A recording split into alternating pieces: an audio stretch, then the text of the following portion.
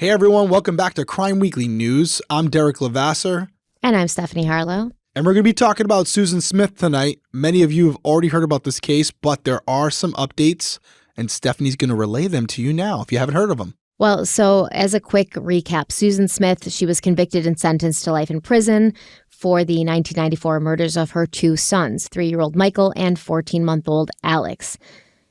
As of now, she's currently up for parole. And listen, I don't think she should get it. Okay, I'm just going to spoil that for you and tell you I don't think she should get it. And I know Derek's not super familiar with this case, but I'm going to give you a breakdown of it now because it was a horrific and senseless crime, and it sent shockwaves, not just through the country, but through the world. It went international because it was kind of like one of the first major stories of a mother killing her children. In October of 1994, Susan Smith strapped her two sons into their car seats, and then she allowed the vehicle to roll into a South Carolina lake. She basically did nothing while her children drowned in that car. She later told police that a black man had carjacked her at gunpoint, and she then put on a show of crying for reporters, telling them, quote, "I want to say to my babies that your mama loves you so much. You just got to be strong. I just feel in my heart that you're okay. You've just got to take care of each other," end quote. And see, this is where people really get it twisted, where they're like, well, maybe she was going through something. She had mental health issues. She postpartum depression. Okay. But then you get up in front of cameras and you lie about what happened to your kids and claim a black man took them and now you don't know where they are, and you're sending a message to your children that you know are no longer alive. It's giving Chris Watts. It's giving Casey Anthony. It's giving malicious and not the result of some mental health issue. Now, 10 days later, Susan Smith did confess to drowning her children. And it wasn't like she just came out and she was like, I can't believe I'm getting away with this. My conscience won't let me live. I've got to tell you. No, police were onto her from the get-go. There was a lot of inconsistencies with her story, her initial story that she told. And they pretty much, I think from the jump, they were like, there's something off here. And they kind of did some investigation. And then they sat down with her and they told her what they had. And then she confessed. And obviously, divers went into the lake to pull the car out. And diver Steve Morrow would later say, quote, "I was able to see a small hand against the glass," end quote. Absolutely horrendous.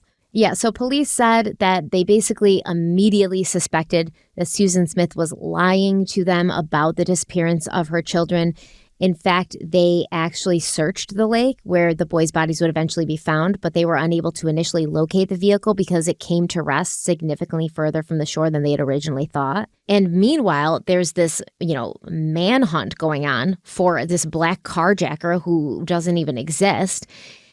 And when Susan Smith was convicted of murdering her two children the following year in July of 1995, it took the jury less than 2 hours to reach their verdict. Now, the case was prosecuted successfully, obviously. She was found guilty, but the prosecutor, Tommy Pope, he was unable to get the death penalty for Susan Smith, even though he did try. And according to Susan Smith's attorneys, it wasn't that she was an evil person. In fact, they said this isn't about evil. This isn't about her being evil. This is a case about despair and sadness. They said that she had a difficult childhood. Her father took his own life when she was only 6 years old.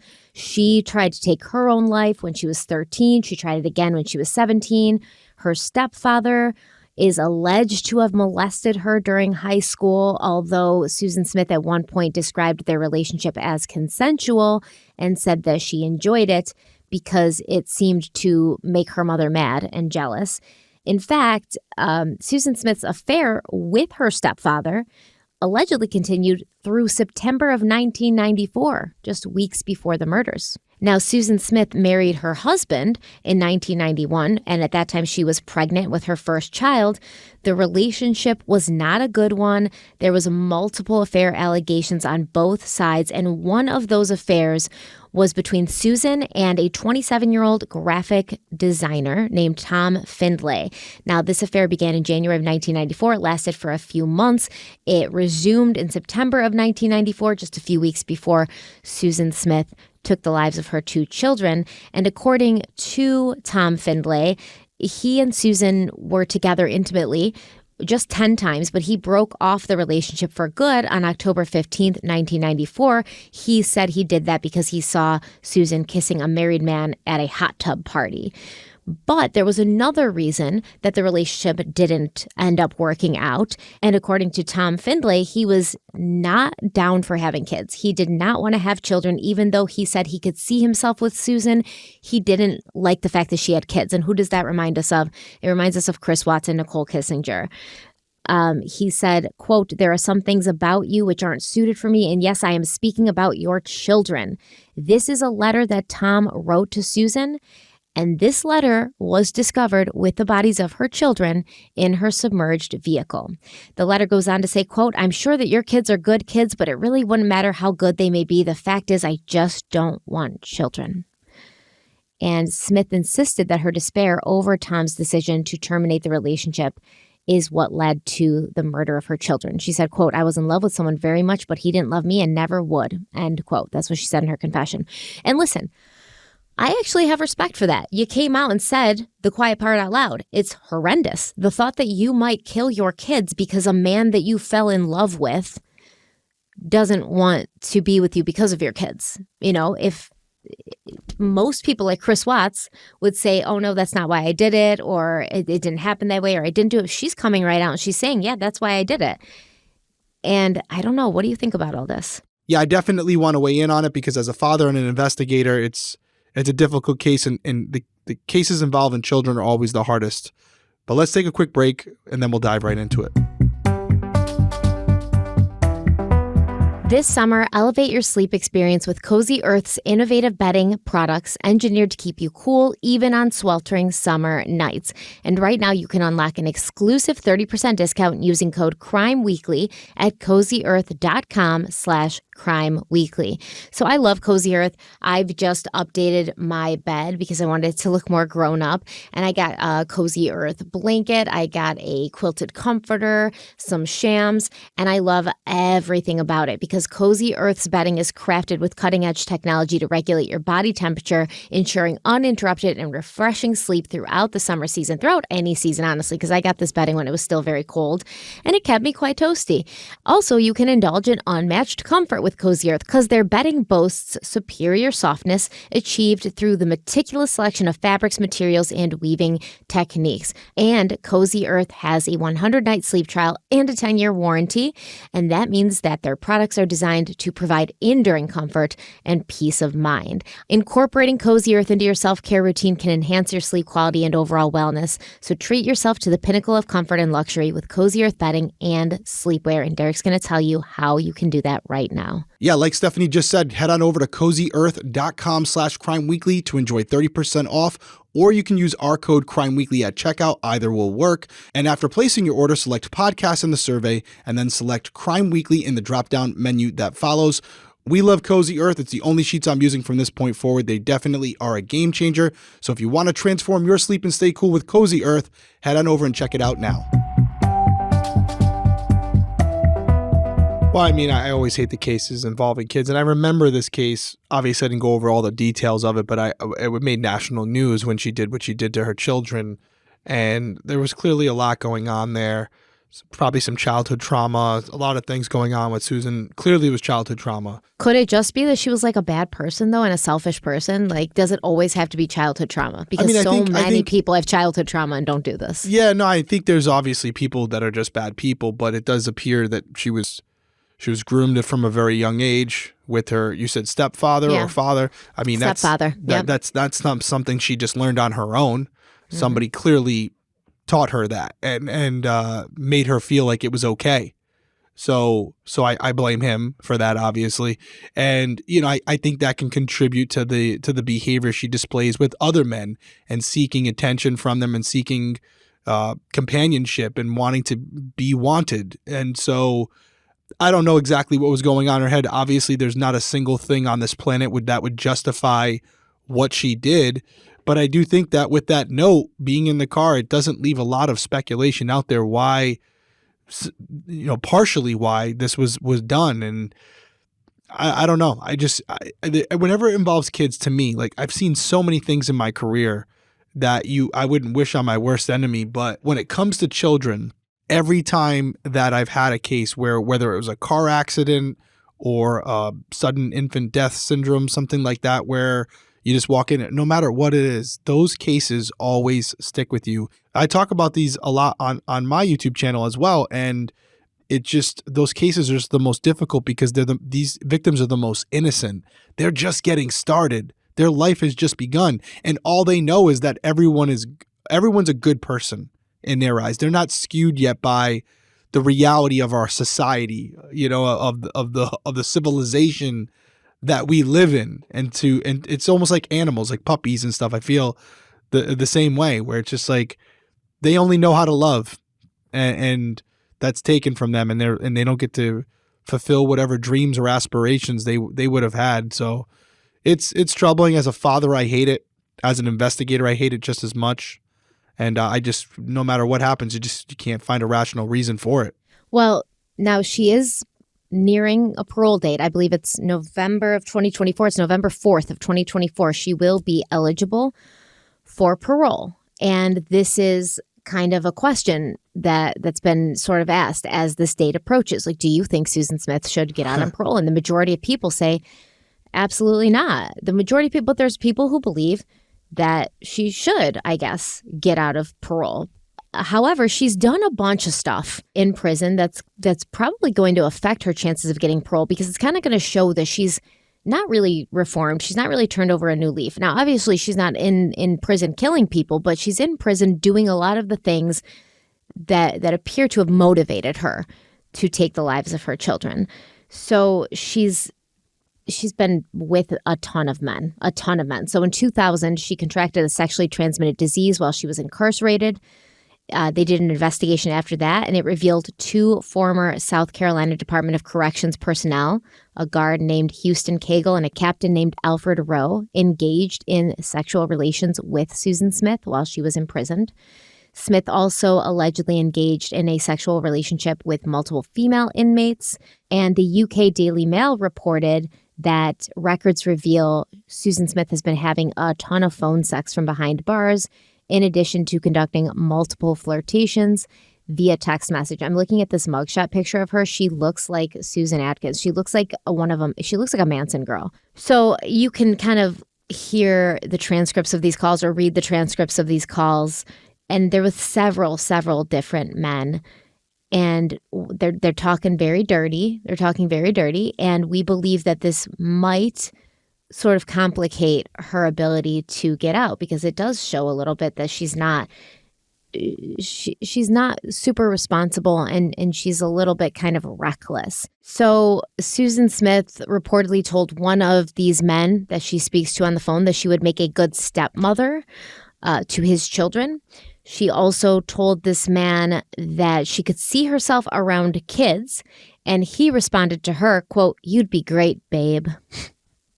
End quote. Apparently, this man is just one of more than half a dozen men who are talking to Smith. They're throwing money at her. They're telling her when she gets out, they're going to be with her. I don't know which one she's going to be with, maybe all of them. But either way, apparently, her family members are not shocked to hear about how active she's been from behind bars. They told the messenger, quote, "Guys have always flocked to Susan." End quote. One relative told the messenger, quote, "She's always been into guys, obviously. It would be the best case scenario for her to be in a relationship. So she's hoping to find the right man to live with if she gets out." End quote. Wow. Even her family members are like, yeah, I mean, this is just who she is and what she does. We're not surprised by it. Yeah, and I'm not making excuses for it, but this does go back to what we were just talking about a few minutes ago, right? Mm-hmm. Like she didn't, yeah. I agree with you 100% that some people, regardless of the upbringing, regardless of how good their parents were, regardless of how much they were told they were loved, when you have your stepfather molesting you from a young age, this is what you learn as a child, and it traumatizes you, and it completely it completely stunts your growth and what you think is acceptable, and also what you decide at that point. Like, I'm using my body to garner the attention of men. That this is what she knows. 100%. I agree with you. Okay, yeah, it just does it's just every sad. does every person who's groomed and sexually assaulted at a young age go on to do this? Of course not. So what's the difference between them and her? Selfishness and a lack of accountability and not trying to be better. Well, I would disagree with it to a certain degree, because there's times when I've been in situations where it's the exact same situation. 2 officers, we both experience and see the exact same thing.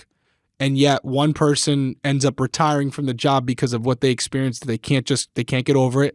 And the other person continues on. I think everybody reacts to different situations in their own way. Yep. And some of those ways are illegal and deserve Correct. The electric chair. Well, it's just like, we just covered and this is a good example of it, where we just covered the Menendez brothers in our last series. And they were horrifically traumatized and taken advantage of. And what they experienced was horrendous. And they decided to kill their offenders. Not everyone goes and does that. And if Susan had killed her stepfather, I would be singing a different tune. You'd be okay with that. Why would I ever? I mean, I wouldn't be okay with it, but I wouldn't be like, oh, electric chair, you deserve to go to prison forever, or you should never see the light of day. It'd be like, okay, I understand why you went after the person that broke you. Yeah. I don't understand why you broke 2 innocent children you could have used instead to break the toxic cycle of abuse that you had passed down to you. You had the opportunity to break that cycle. You had the opportunity to be different, to make different choices, and to save those 2 little boys and to save yourself. But instead, you decided to just throw it all away because of some F-boy who was like, Susan, I really could see being with you, but those kids. Yeah, you can't kids. Do it. Exactly. Like, screw him, honestly, too. Tom Findlay, you suck. You suck. All right? Susan sucks. Honestly, her husband, David Smith, I don't know about him, but apparently he doesn't want her to get out. He's actively trying to prevent her release, which he's the I father don't blame of the kids, him. right? Yep. I mean, exactly. Can you blame him? No, I don't. Yeah. I don't blame him at all. But he doesn't feel bad for her childhood trauma because his sons are dead. Bad for it. I'm not you saying said I it feel was bad for sad. it. I'm not referring to the children. I'm referring to the fact that you just went down this list of people that she slept with, and that she's including prison personnel and phone sex and all these things, like that sexual element of it, what she's doing. That is sad. But don't they have mental health services in prison? Like, wouldn't that stuff be available to her? Yeah. But I'm compartmentalizing what she did as opposed to what she's experiencing. Instead of hopping on the phone, all right, and talking about making out in the car with your boyfriends like you're 17 years old, go to a therapy session, go to a group session, be better for yourself. My God, lady, my God. So anyways, David Smith, her husband, he doesn't want her to get out. I don't blame him. And relatives said, quote, David still thinks of his boys every day, doesn't ever want Susan to get out. She belongs in jail. She's exactly where she needs to be, in prison, and we will do whatever it takes to keep her there. But her boyfriends, they're trying to actively help her get out of jail. They're offering her money. I wonder why. Right. And I do wonder why. Okay? I do wonder why. Like, you don't know why? It is goddamn 2024. Are you telling me there's no eligible woman anywhere but in prison? We always talk about these weirdo women and how they like go after these criminals like Chris Watts and Charles Manson in prison. And we're like, these women are so weird. What are these men? Weird. Y'all are weird, okay? You're weird. You should be ashamed of yourself. One dude offered her a car. Another offered her a place to stay when she's paroled, if and when. Another spoke to her about moving in together, starting a family. Good Lord. Who wants to start a family with a woman that killed her 2 children? Her 2 little babies in such a horrific way so she could be with a dude. All right. One of the men told the messenger he finds Susan to be interesting and misunderstood, and that she's not what you think she is. She's a manipulative person. And once again, yes, it's sad that she feels like she has to manipulate men in order to have value and worth in their life. Okay. Many women have felt that. Many women have been there. We get it. I don't feel bad for her. I never want her to get out. And honestly, I think she deserved to be put to death. All right, let's take a quick break. And when we come back, I just want to briefly talk about something that's been in the headlines this past week. I just want to touch on it really quick. Getting in credit card debt is so easy. I'm sure many of us know that. Getting out of it, though, well, Not so easy. The system's kind of set up so that we don't. So if you're struggling with credit cards, personal loans, collections, or medical bills, you need to check out PDS Debt. PDS Debt rolls all of your payments into one low monthly payment, which is going to make it easy for you. And it's going to make it easier to pay everything off in the long term. If you're making payments every month on your debt and your balances are not going down, this program is for you. Everyone with $10,000 or more in eligible debt qualifies, and there's no minimum credit score required. Bad and fair credit are accepted, and you can save thousands in interest and fees and pay off your debt in a fraction of the time. PDS Debt is a top-rated company on Google, and they have an A+ rating on the Better Business Bureau. I think that anything that helps you pay off your debt is really a very necessary tool in today's world, because I know that right out of high school, I got a credit card. Nobody had ever given me instructions on, having to pay them off. So I just paid the minimum every month. And then there were certain times where I couldn't pay the minimum. And so I was getting all of these fees. And then before I knew it, my credit card was maxed out and I didn't have the money to pay it. And then my credit started to suffer, even though I was 18 years old and didn't know what I was doing.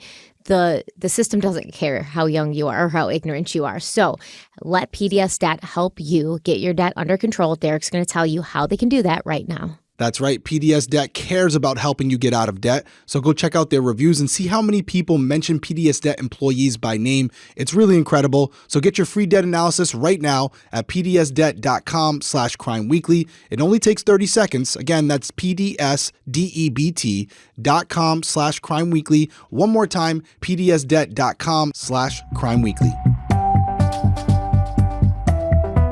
All right, we're back. So we haven't really talked about Rex Heuermann, who's suspected to be the Long Island serial killer, on Crime Weekly.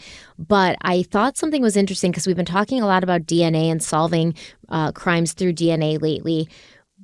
So I found that this article was interesting because we know that Rex Heuermann was arrested last year, and then he became a potential cold case person of interest in other states where he has ties, like New Jersey, Nevada, South Carolina, Connecticut.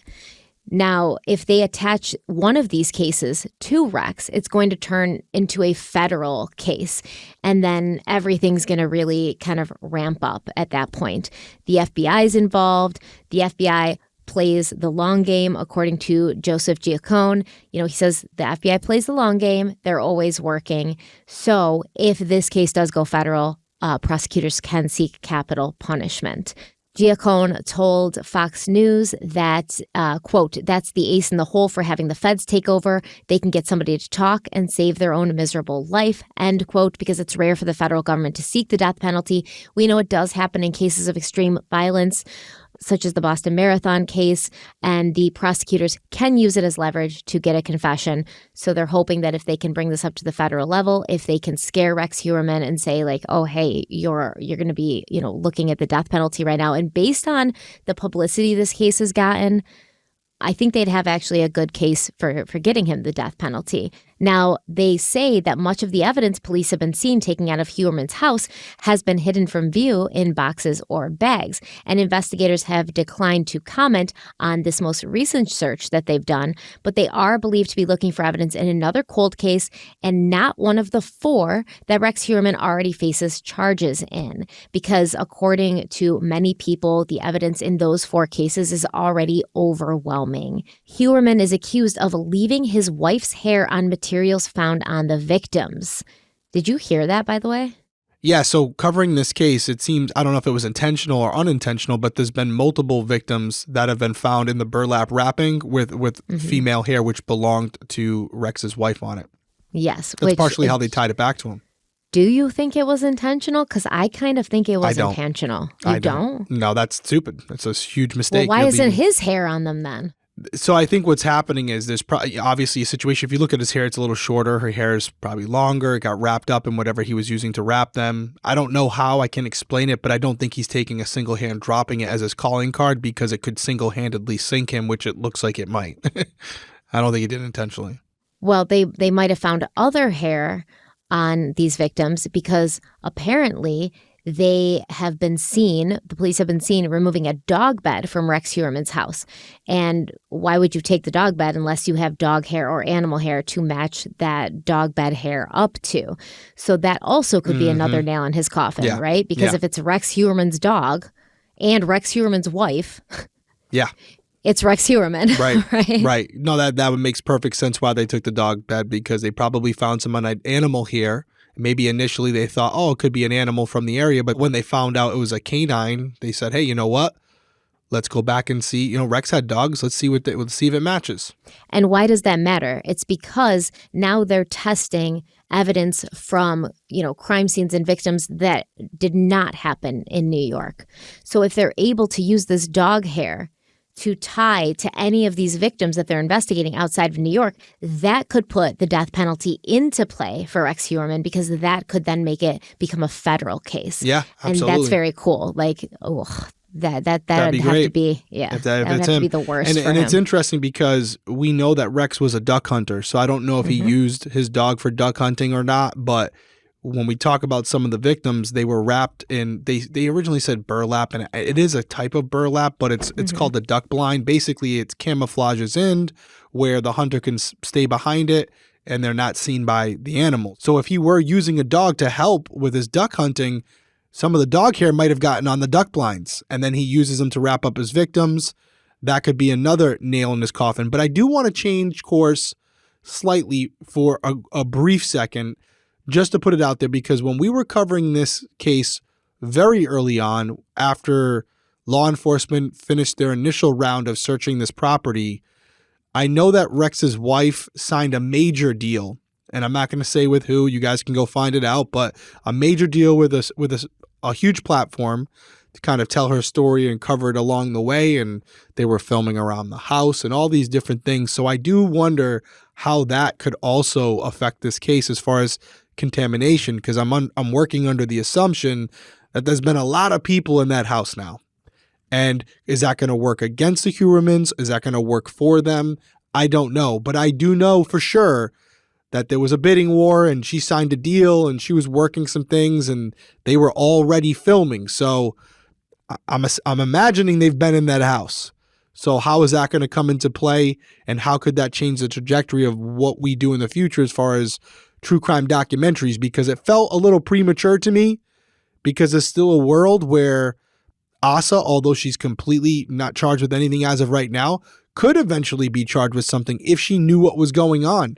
There have been allegations and testimony from some individuals who suggested that Asa was present, at least when a couple of these victims were in Rex Heuermann's home. So I don't know where that's going to go or not, but the whole thing felt a little premature to me when she signed this deal. And now law enforcement's coming back to the house, the crime scene, and you have to compete with the fact that there may be all this new DNA in the house from individuals who have nothing to do with that house, just people from LA or whatever who've been through that home now. It contaminates the scene, and I don't know how that affects the case going forward. It is very interesting, and it's going to be a crazy case, and obviously they want to bring it up to the federal level, so they have that leverage to hopefully get him to confess. Oh, yeah. And I hope they do. Absolutely. We're going to, at some point, we're going to cover it. We've talked about it before. I think we have talked about it briefly, Gilgo, and some of it, we've mentioned it here and there, but we might have even covered it on a Crime Weekly News once initially, something brief, nothing crazy, but we're going to dive into it because this is something that deserves... When it's in the stage where we have... And when we have more information from the trial and things, Yeah, it'll be a good one because I've covered it a lot. I've had to do a lot of research on it. You'll obviously do a lot of research on it, and it'll be a good series to cover from the time when it started to how we got where we are today. And I have a feeling there's going to be more to the story, maybe because of some of the things I just mentioned, that may make this a one-of-a-kind case with things that we've never experienced before because of the way true crime is covered these days and how that could be a factor in this case. So we will keep you guys updated if there's any major updates in it. Stephanie, any final words from you? No, I'm good. We appreciate you guys being here. We're going to be covering the final part of Julie Jensen later this week. It'll be out on Friday on audio, as always, and on YouTube on Sunday. Until then, everyone stay safe out there, and we'll see you soon. Bye.